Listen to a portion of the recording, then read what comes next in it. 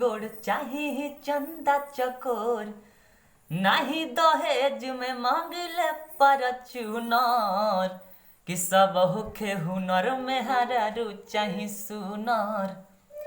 नमस्ते प्रणाम, हम दानेश्वर दानी एगो बात खातिर हमनी के बतावे नहीं है कि हमनी के एगो मित्र बानी, वहाँ के नाम है अंजनी अजय पांडे जी। वहाँ के चैनल बाटे एगो अंजनी म्यूजिक भोजपुरी, जे पर हमनी के सब गाना आई, सब कलाकारन सन के गाना वही पर आई। ओकरा के सब्सक्राइब करी, शेयर करी और ढेर से शेयर करी ज़्यादा से ज़्यादा।